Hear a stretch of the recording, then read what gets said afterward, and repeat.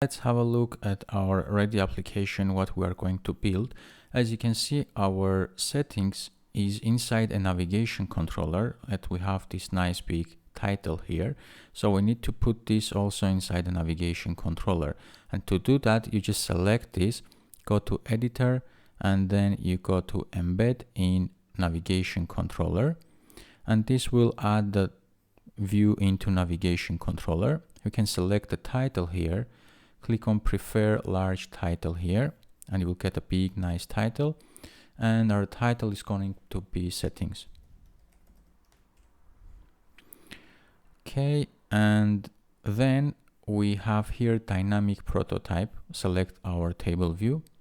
I'm going to put this to be a static, so we are going to design each table view cell separately, and there is no like one prototype and we are going to reuse them.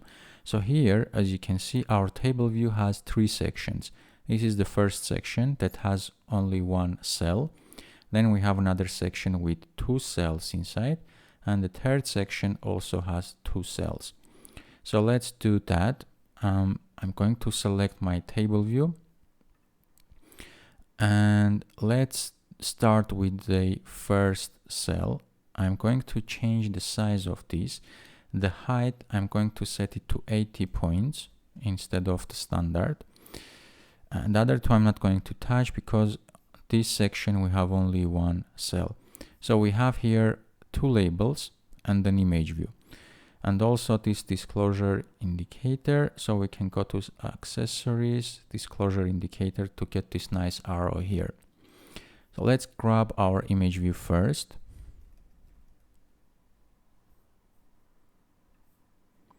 And put it here. I'm going to put the size 60 by 60. And now we can put this where we want, and I want this to be in the middle of my view. So when I'm adding a constraint, I want to be vertically in container. And then let's just add some constraints for width and height to be always 60. And 16 points on the left side. This will give us all blue guidelines. The next thing, we need 2 labels, so let's grab them. This is gonna be our username. Let's change the font to our system anywhere that we are using for our application. This is gonna be custom. And I choose anywhere, and let's make this a bit heavier, maybe medium. Yeah, and the size is 17 is okay. I'm going to keep as it is. Just going to change this to be username so I know what this label stands for. And then we need another one, so I'm going to copy and paste this. The second one is going to be underneath. And this one, I'm going to change the color. Let's put this like dark gray, or maybe even light gray. Yeah, light gray looks better. And we want to change this to be light, not medium. Let's put this the book. Yeah, this looks good. And this will be the status. So let's add auto layout constraints for this as well. Let's put some 8 points on this side, 0 at the bottom, and let's see here what we get. Let's put 8 on each side and 10 at the bottom. And for our name, we will put 10 on top, 8 on this side, and 8 on that side. And this is going to be our status. All right, so this is our view, and I'm going to set a default image of this avatar. So if the user has no image, we are going to use this one. And then select our table view. I'm going to change the section to 3 and by default it will copy all the cells we had in first section into the other sections. And what we want to do, actually, let's make Command Z once. We will have two sections now. I will delete the first section, and for these two sections we are going to add accessory to disclosure indicator, and only now I'm going to make third section, which will just simply copy the section 2. So we have now two cells ready. And for section 2, let me just delete this one and this one from here, so we have only one cell there. For section 2 we will have two buttons in our cell, and section 3 a label and a button. So let's grab a button. I'm going to put it all over my cell, so whenever our user clicks, they are going to click the button. So let's center this again vertically, and also I'm going to put left and right margins. Let's put it 8 points here. And the same thing I'm going to do with the second cell. So let's drag a button out.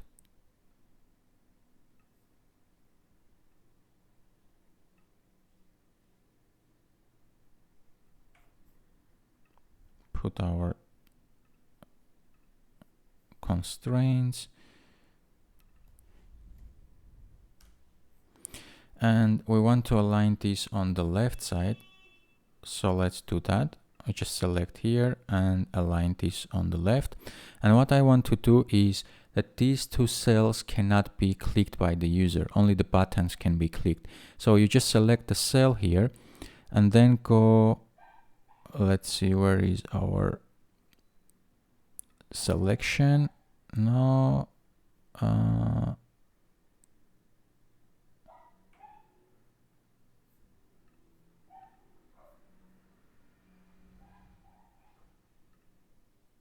Yeah, and we say no selection, and same thing goes with this one, selection none. And the first button title is going to be tell a friend, so that our user can share the word about our application. And the second one is terms and conditions. And now for the section 3, we just get a label here. This is for our app version. I'm going to open this up all the way. Now let's put our auto layout constraints. Again, 8 and 16 here. And let's set it in the middle of our view. As vertically. And also this one we don't want to be selectable. So we play none.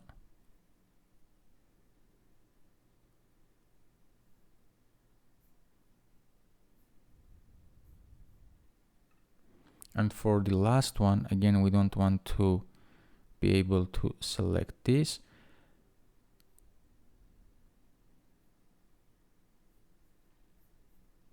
And we need a button here. And this button is going to be our logout button. So this one as well we put in the middle, and then we set 16 and 8 here.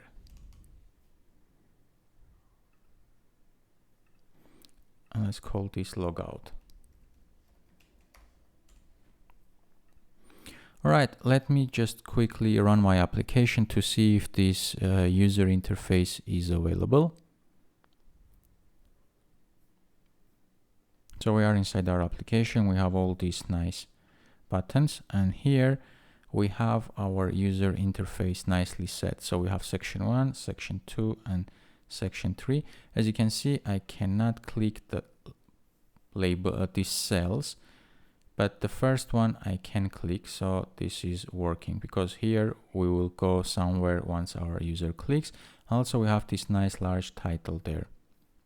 And if you scroll up, you see that the title becomes small and up there. So this is very nice. What another thing I want to do is just select my table view.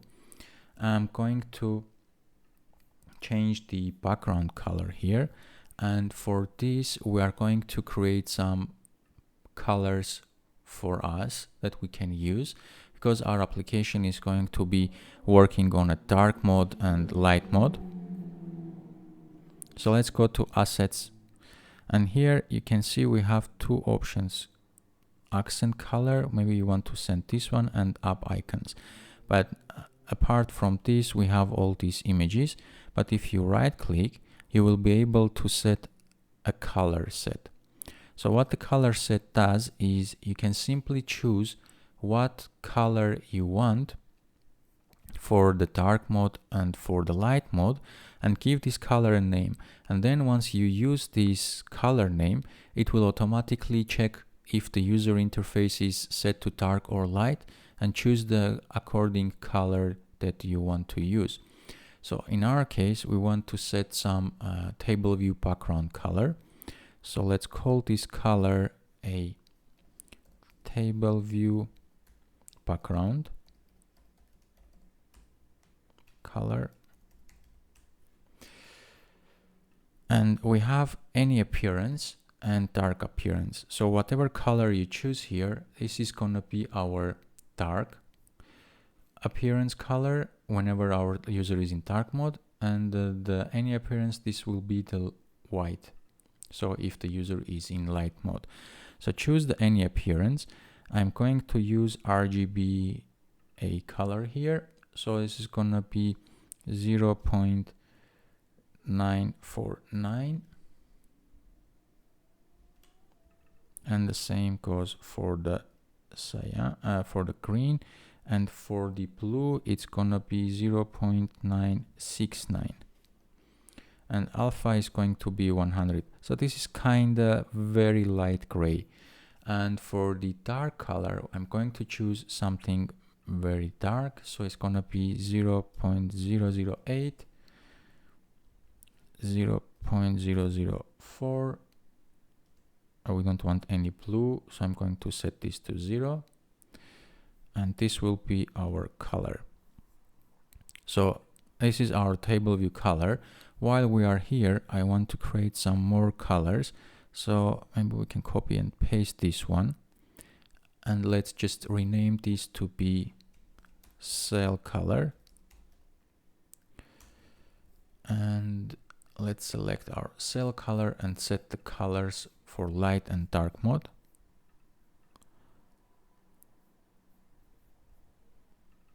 So I want 0.996, and I'm going to keep this for all of them. And for the dark mode, we're going to change it to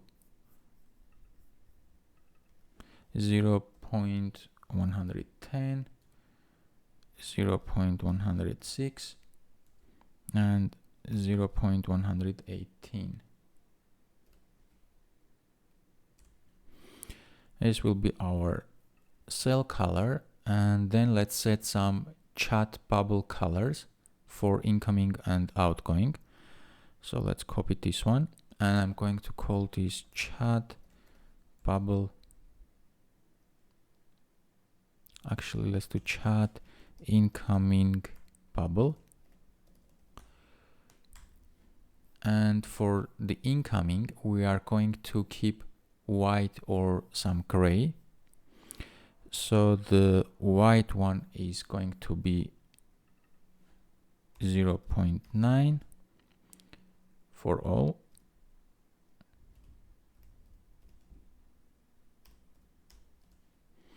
And the dark one, I'm going to set this for some kind of gray, and let's put this to be 0.235, 0.235, and the last one is going to be 0.243. Okay, and we have to make one more color, and this is for the outgoing. So Command C, Command V, bubble, but this is outgoing.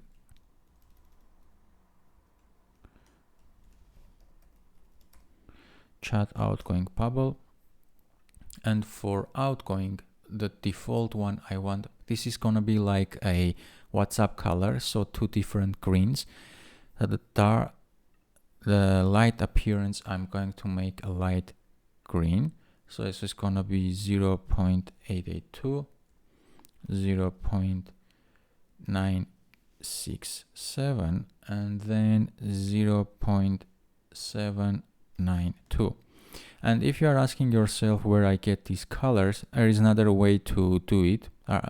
The first one, you can just search Google. But what I did, actually, I just take a screenshot of my WhatsApp application that I want to choose a color from, or any application you wanted to.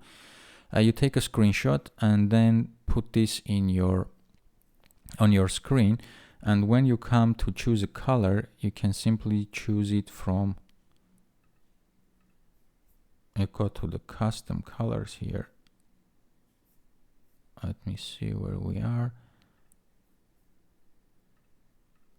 It gives you some color picker, show color palette, and then you can go ahead and pick any color on your screen. So whatever color you want, even if this blue, you just hit and it will pick this blue for you. So I just get the screenshot and choose the color, just color picker, and then the job is done. So now for the dark one, we are going to choose this and set this to 0.146, 0.314, and then 0.278. And this will be our last color. So let's select all our colors using Control, and I'm going to right click and then folder from selection and make it color.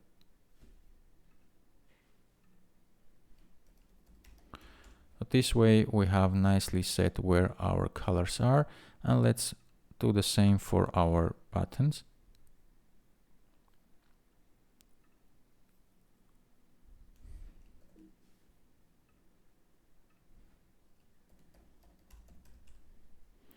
All right, and getting back to our storyboard, I can select my table view here, and then we can choose the color that we want. And because we did set our custom color, we are going to use that. So currently it's set on system, and instead we want to choose our table view color here. So if you scroll down, you will see your colors here that you have created yourself. So you want to choose the table view background color. And if I rerun my application once more,